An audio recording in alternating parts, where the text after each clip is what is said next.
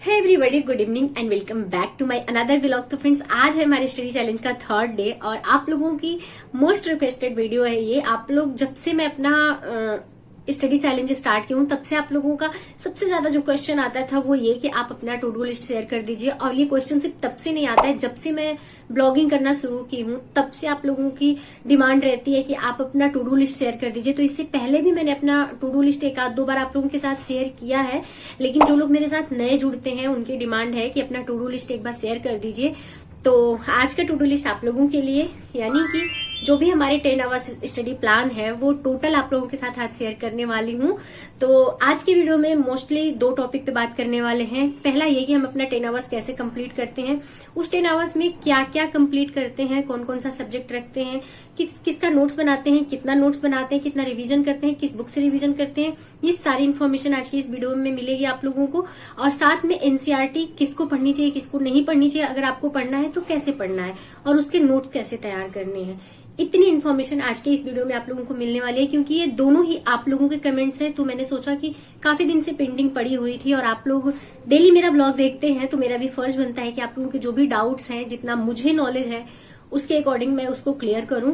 तो चलिए आज की इस वीडियो को स्टार्ट करते हैं और बताते हैं कि हम अपनी स्टडी कैसे कंप्लीट करते हैं। क्योंकि अगर आप लोग मेरे साथ ये चैलेंज लिए हैं तो आप लोगों को भी आसानी होगी अपने चैलेंज को कंप्लीट करने में। क्योंकि जब हम अपने आप को चैलेंज करते हैं तो वो सबसे डिफिकल्ट पार्ट होता है। इंसान दूसरे को कुछ बता सकता है, समझा सकता है, दूसरे के लिए कुछ नियम बना सकता है, लेकिन खुद के लिए खुद का बनाया हुआ नियम फॉलो करना बहुत टफ होता है। तो कैसे हम अपना टू डू लिस्ट बनाते हैं, चलिए आगे वीडियो में देखिए। तो फ्रेंड्स, ये है हमारा टू डू लिस्ट और आज मैं आप लोगों के साथ टू डू लिस्ट अपनी डिटेल में शेयर करने वाली हूँ। स्टडी रूटीन को हमने शूट नहीं किया है क्योंकि आज दिन में हमारे यहाँ लाइट नहीं थी, तो हमारी स्टडी 10 आवर्स की कंप्लीट होगी, लेकिन जैसे डेली मॉर्निंग से स्टार्ट हो जाती थी, आज मॉर्निंग से स्टार्ट नहीं हुई है। तो इस वजह से मुझे वीडियो शूट करने का टाइम नहीं मिल पाया है, क्योंकि हम अपनी स्टडी नहीं ब्रेक कर सकते हैं बीच में।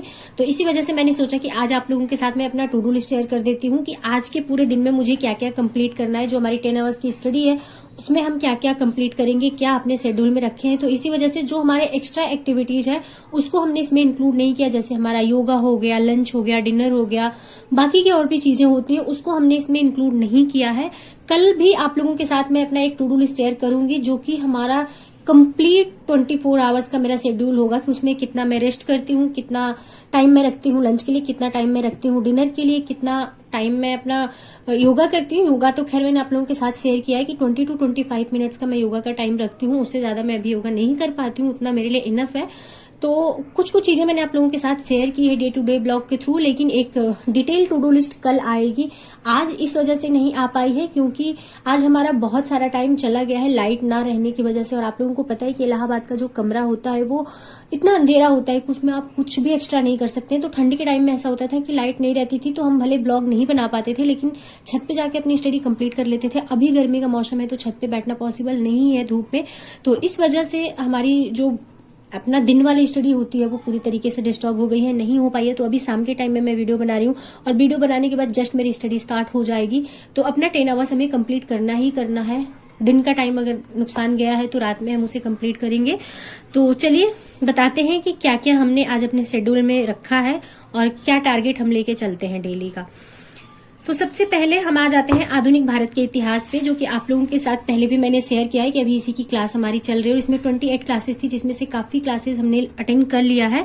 और एक दिन में मैं टारगेट रखती हूँ कि मिनिमम 3 क्लासेस हमारी कंप्लीट होनी चाहिए। एक क्लास का जो टाइम ड्यूरेशन होता है वो होता है 1.5 घंटे का। 1.5 घंटे से कम की एक क्लास नहीं होती, 1.5 घंटे से ज्यादा हो जाता है 10-5 मिनट, लेकिन 1.5 घंटे से कम नहीं होता है। तो 1.5 घंटे का टाइम ड्यूरेशन होता है हमारी एक क्लास का। तो उससे आप लोग काउंट कर सकते हैं कि मिनिमम मैं 3 क्लासेस रखती हूँ। आज के शेड्यूल में 4 क्लासेस हो गई हैं, क्योंकि एक टॉपिक का कोई एक क्लास छोड़ देना मुझे ऐसे बहुत अधूरा अधूरा सा लगता है। तो इसी वजह से इन दोनों टॉपिक में 2-2 क्लासेज हैं, तो उन दोनों को हमने इसमें इंक्लूड कर दिया है। तो राष्ट्रीय आंदोलन पहला टॉपिक है मेरा, जो मैं कंप्लीट करने वाली हूँ, जिसका मैंने रीडिंग कर लिया है पहले, कल वाले ब्लॉग में आप लोगों को देखने को मिला होगा। उसके बाद क्रांतिकारी घटनाएं हैं, जिसमें 2 क्लास है, जो कि ऑनलाइन क्लास ही है हमारी। तो उसको हमने इसमें इंक्लूड कर लिया है। तो क्रांतिकारी घटनाएं जितनी हैं उसका हमने रीडिंग नहीं किया है, लेकिन जो हमारा राष्ट्रीय आंदोलन वाला टॉपिक है इसका हमने बुक से रीडिंग कर लिया है। तो अगर मुझे टाइम मिलता है तो क्लास लेने से पहले रीडिंग कर लेंगे। वैसे आज कम पॉसिबिलिटी है क्योंकि दिन का टाइम मेरा चला गया है, तो मैं अपना जो टारगेट रखी हूँ उतना कंप्लीट कर लूँ। आज मेरे लिए वही सबसे बड़ा टास्क होगा। उसके बाद हम क्वेश्चन प्रैक्टिस करेंगे। अब क्वेश्चन प्रैक्टिस कहाँ से करते हैं ये बार बार आप लोग कंफ्यूज होते रहते हैं। जो बच्चे मेरे साथ नए जुड़ते हैं वो बार बार पूछते हैं कि मैं क्वेश्चन प्रैक्टिस कहाँ से करती हूँ। तो क्वेश्चन प्रैक्टिस मैं घटना चक्र की बुक से करती हूँ, जो कि मैं आप लोगों के साथ डे टू डे ब्लॉग में शेयर करती हूँ, क्योंकि टॉपिक वाइज क्वेश्चन आपको और कहीं से नहीं मिलेंगे जितना डिटेल में आपको घटना चक्र में मिल जाएगा। तो घटना चक्र से मैं क्वेश्चन सॉल्व करती हूँ और उसमें क्वेश्चन का आंसर काफी एक्सप्लेन किया हुआ रहता है, तो इस वजह से थोड़ा सा टाइम उसमें ज्यादा लग जाता है। तो ये आज 13 अप्रैल का हमारा शेड्यूल है और ये 10 आवर्स स्टडी चैलेंज जो मैंने लिया है उसका 3rd डे है आज। तो 10 आवर्स हम अपना कंप्लीट करेंगे, उसको ब्रेक नहीं करेंगे। तो सबसे पहला हमारा जो सब्जेक्ट होगा वो होगा आधुनिक भारत का इतिहास। उसमें हमारा टॉपिक है राष्ट्रीय आंदोलन। उससे 2 क्लासेज है जो कि ऑनलाइन होने वाली है, और क्रांतिकारी घटनाओं की भी 2 क्लासेज है जिसमें वो भी ऑनलाइन क्लास होने वाली है। उसके बाद हम क्वेश्चन प्रैक्टिस करेंगे जो कि हमारी घटना चक्र से होने वाली है। उसके बाद हम रिवीजन करेंगे। रिवीजन किसका? नोट्स का करेंगे रिवीजन। साथ में कुछ क्वेश्चंस के रिवीजन करेंगे, क्योंकि जब हम अपना नोट्स रिवाइज करते हैं तो बहुत सारे क्या क्यों कैसे वाले क्वेश्चन आते ही आते हैं माइंड में। अगर आपने अच्छे से टॉपिक को समझ लिया है तो वहां से कुछ क्वेश्चन जो हम लोग खुद से बना पाते हैं उसका रिवीजन करेंगे। उसके बाद कुछ फैक्ट होते हैं। हिस्ट्री याद करने के लिए भी बहुत चर्चित विषय है, तो उसमें बहुत सारे ऐसे फैक्ट्स होते हैं जो याद करने होते हैं। तो हम टॉपिक वाइज याद करते चल रहे हैं, क्योंकि इकट्ठा जब नोट्स कंप्लीट हो जाएगा और हम सोचेंगे कि हम याद कर लें तो बहुत लेंदी हो जाएगा, क्योंकि हिस्ट्री अपने आप में एक लेंदी सब्जेक्ट है, तो एक साथ याद करना पॉसिबल नहीं है। तो इस वजह से फैक्ट पे मैं अभी से काम करती चल रही हूँ, ताकि आगे चल के मुझे बहुत ऐसे बोझ ना लगने लगे, क्योंकि आपके जीएस का सिलेबस इतना लेंदी है कि आप सोचेंगे कि एक बार पहले हम नोट्स बैठ के इत्मीनान से बना लेते हैं, उसके बाद हम उसका रिवीजन करेंगे और फैक्ट तैयार करेंगे, तो वो इम्पॉसिबल हो जाता है। फिर आप उलझ के रह जाएंगे, वो कंप्लीट नहीं हो पाएगा। तो इसी वजह से मैं कोशिश करती हूँ कि भले एक क्लास हमारी कम हो चलेगा, क्योंकि मैं चाहूँ तो दिन भर में 5 से 6 क्लासेस भी अटेंड कर सकती हूँ, लेकिन मैं सोचती हूँ कि थोड़ी कम क्लासेज अटेंड करूँ वो चलेगा, लेकिन उसका फैक्ट जो है वो साथ में मैं तैयार करती चलूँ, उसका रिवीजन में साथ में तैयार करती चलूँ, और उससे रिलेटेड जो हमारे प्रीवियस ईयर क्वेश्चन पेपर में क्वेश्चन आए हैं उसको हल करती चलूँ। उससे फायदा ये होगा कि हमारा साथ साथ टॉपिक तैयार होता जाएगा, और जब हम नोट्स अपना कंप्लीट करेंगे तो हमारे ही लिखे हुए नोट्स हमारे लिए अनजाने नहीं रहेंगे, काफी चीजें हमारी तैयार रहेंगी, तो रिवीजन करने में हमें आसानी होगी। उसके बाद एक हमने टॉपिक और इंक्लूड किया है, क्योंकि आज बुक की रीडिंग हमने नहीं रखी है, और दूसरी चीज की साथ में आपकी मैथ हो गई और रीजनिंग हो गई। 2 ऐसे सब्जेक्ट हैं कि जितना आप प्रैक्टिस करेंगे उतना उसमें सुधार होगा, उतना उसमें आपका टाइम कम लगेगा क्वेश्चन सॉल्व करने में, और यहाँ के जो क्वेश्चन आते हैं वो आपको नंबर दे के जाते हैं। जीएस में होता है आप कितना भी पढ़ लीजिए, कभी 100% क्वेश्चन आपको नहीं मिलेंगे जो सॉल्व कर पाएंगे। 100% क्या, अगर 80% आप स्कोर कर लेते हैं जीएस में, तो आपके लिए वो काफी अच्छा परफॉर्मेंस माना जाता है।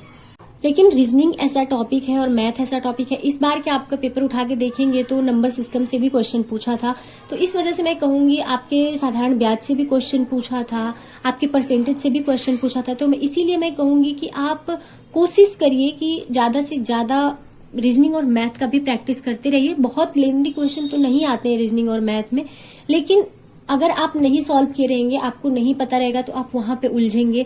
और 14 क्वेश्चन बहुत होते हैं। 14 क्वेश्चन में अगर आप 10 क्वेश्चन 12 क्वेश्चन भी अटेंड करते हैं और वो सही करते हैं, तो आप 10-12 नंबर लीड ले लेंगे बाकी बच्चों से। तो कोशिश करिएगा। बाकी बच्चों से तो सभी से नहीं कहूंगी, क्योंकि जो लोग प्रिपरेशन करते हैं रीजनिंग बहुत इजी आती है, लगभग सब लोग कर लेते हैं। मेरे लिए जो टफ थी रीजनिंग, उसमें वो घड़ी वाले क्वेश्चन थे, क्योंकि घड़ी वाले टॉपिक को हमने बिल्कुल भी नहीं पढ़ा था। कैलेंडर हमने पढ़ा था, तो कैलेंडर मेरे लिए बहुत टफ नहीं था, फिर भी कैलेंडर को पढ़े काफी दिन हो गया है, तो इसी वजह से मैंने आज एक रीजनिंग की क्लास रखी है, जिसमें मैं भूल गई हूँ इंक्लूड करना। इसमें मैं कैलेंडर आज कंप्लीट करने वाली हूँ, क्योंकि कैलेंडर वाला टॉपिक मेरा पढ़ा हुआ है, तो मैं उससे स्टार्ट करूंगी तो मेरे लिए बहुत हैवी नहीं लगेगा। और आज का शेड्यूल मेरा थोड़ा सा ऐसा हो गया है कि उसमें मुझे आराम करने का टाइम बहुत कम रखा है हमने, बिल्कुल ही नहीं है। कह सकते हैं कि टारगेट अपना कंप्लीट करने में आज बहुत हेडक होने वाला है मुझे, लेकिन टारगेट को ब्रेक नहीं करना है, क्योंकि कंटिन्यूटी मस्ट होती है। आप चाहे स्लो ही पढ़ाई कर रहे हैं, लेकिन अगर कंटिन्यू है अपने सिलेबस के साथ, अपनी स्टडी के साथ, तो आप अच्छा स्कोर कर ले जाते हैं।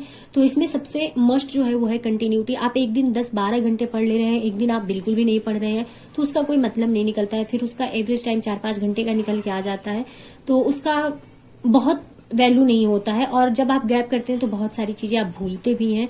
तो इस वजह से कंटिन्यूटी मस्ट होती है। तो मैं कोशिश कर रही हूँ कि मैं अपने शेड्यूल को ब्रेक ना करूं। तो ये रहा आज का मेरा टू डू लिस्ट। उम्मीद करती हूँ कि आप सबको पसंद आई होगी। और तो फ्रेंड्स, ये वीडियो काफी लंबी हो गई, इस वजह से इस वीडियो को यहीं पे एंड करते हैं। और उम्मीद करते हैं कि हमारी टू डू लिस्ट से आपको काफी हेल्प मिलेगी। और मेरी टू डू लिस्ट अगर आपको पसंद आई हो तो वीडियो को लाइक जरूर कर दीजिएगा। और एनसीईआरटी पे हमने जो डिस्कस किया कि एनसीईआरटी को कैसे पढ़ना है, एनसीईआरटी के नोट्स कैसे बनाने हैं, और एनसीईआरटी पढ़ते समय किन किन बातों का ध्यान रखना है, वो और साथ में हमारी बुक लिस्ट की वीडियो आपको सेकंड पार्ट में देखने को मिल जाएगा। तो इस वीडियो को हमने 2 पार्ट में शूट किया है, क्योंकि जब वीडियो लंबी हो जाती है तो इम्प्रेशन उसका उतना नहीं जाता है, तो पूरी मेहनत हमारी बेकार हो जाती है। अगर हम यहाँ पे मेहनत कर रहे हैं तो हम भी कुछ उम्मीद करते हैं कि आप लोगों के जब कमेंट्स आते हैं, जब व्यूज आते हैं, तो मुझे भी मोटिवेशन मिलता है कि बच्चे हमारे साथ जुड़ रहे हैं, हमारे जैसे एस्पिरेंट हमें सपोर्ट कर रहे हैं, तो काफी एनर्जेटिक फील होता है। और अभी आप लोगों को भी पता है कि मेरा चैनल मोनेटाइज नहीं हुआ है, तो मेरे लिए जो मोटिवेशन का सबसे बड़ा कह सकते हैं साधन है वो है आप लोगों का कमेंट्स, आप लोगों का रिप्लाई, आप लोगों जो लाइक करते हैं वो। तो इस वजह से मैं इस वीडियो को बहुत लंबा नहीं करूंगी, इस वीडियो को यहीं पे एंड कर दे रही हूँ। इसका पार्ट 2 मैं कोशिश करूंगी कि अर्ली मॉर्निंग रिलीज कर दूंगी, तो वो भी आप लोग देख लीजिएगा, क्योंकि एनसीईआरटी से रिलेटेड आप लोगों के बहुत सारे क्वेश्चन होते हैं। तो उम्मीद करेंगे कि वो वीडियो देखने के बाद उनके सारे क्वेश्चन सॉल्व हो जाएंगे, एनसीईआरटी से रिलेटेड जो भी डाउट होंगे। तो चलिए मिलती हूँ नेक्स्ट वीडियो में। वीडियो पसंद है तो लाइक जरूर कर दीजिएगा, और हम अपना टारगेट कंप्लीट करेंगे और उसका रिजल्ट आपको नेक्स्ट वीडियो में देखने को मिलेगा। आपने अपना टारगेट अचीव किया या नहीं वो कमेंट बॉक्स में कमेंट जरूर करिएगा। तो चलिए मिलते हैं नेक्स्ट वीडियो में, तब तक